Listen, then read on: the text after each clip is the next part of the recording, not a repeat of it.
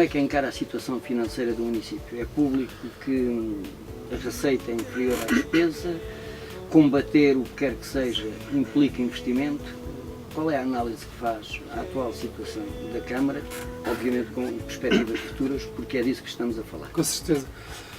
António Franco, eu recordo, e tenho que muito rapidamente dizer-lhe isto, eu em 2007 alertei para o caminho que estava a levar as finanças e a forma como estava a ser gerida a autarquia, e dizia eu nessa altura, em 2007, que é aquela forma de gestão de ter um comprometer, ou seja, fazer despesa superior à receita que de facto efetiva que o município gerava, era uma medida errada. Era uma medida que iria empurrar o município para um beco quase sem saída, ou para um caminho muito apertado financeiramente. Isto em 2007 fui quase condenado e deu origem a vários artigos no jornal a dizer que não era nada assim, que a autarquia estava até no bom caminho, no reequilíbrio, e infelizmente, e digo infelizmente porque em 2013 o que eu disse em 2007 está neste momento de facto à vista de todos. Uma Câmara, um município que tem um passivo na ordem dos 25, 26 milhões de euros e que tem uma receita de facto também nessa ordem. Uma Câmara que tem um conjunto de compromissos assumidos que leva com que a receita que se está a gerar mal chegue para pagar os compromissos assumidos e, portanto, faz reduzir o quê? O investimento, como António Franco disse, e muito bem. Nós sabemos disso, mas já o sabíamos. E por isso os nossos alertas. E, portanto, estamos perfeitamente conscientes da situação económica que a autarquia tem. E esta consciência é tão grande que nós vamos, no início deste ano, a afirmar que haveria meses, durante o decorrer de 2013, que a Câmara não geraria receita mensal para pagar os compromissos que tinha. E de facto tínhamos razão. Está aí à vista. Nós acabámos de fazer, a pedido da coligação, agora em junho, a análise do primeiro semestre e chegou-se a essa conclusão. Há meses em que a Câmara não tem a receita suficiente para pagar a despesa. E portanto, o reequilíbrio que nós sempre falamos. E o reequilíbrio faz pela rentabilização de facto melhor dos recursos, começando por quê?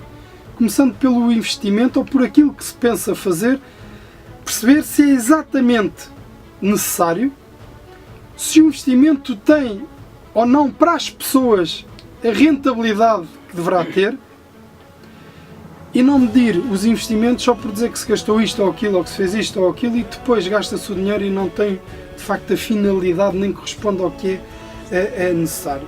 E portanto está aqui no programa também definir um plano de investimento da autarquia que seja realista.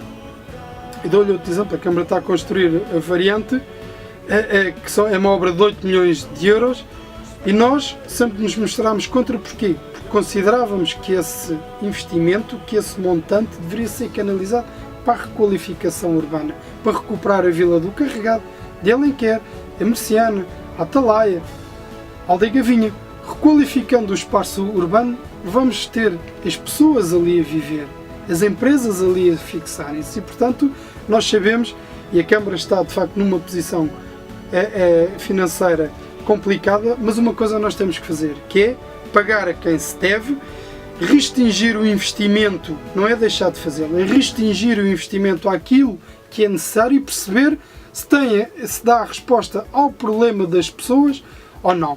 E depois de António Franco definir de facto o investimento e não perder oportunidades a utilizar todos os fundos que são disponibilizados para as autarquias e que muitas vezes no Conselho de Alenquer não são utilizados porque depois a Câmara não tem a sua como participação própria. E portanto nós temos que saber definir os nossos projetos e delineá-los de forma a ter a componente financeira para poder como participar.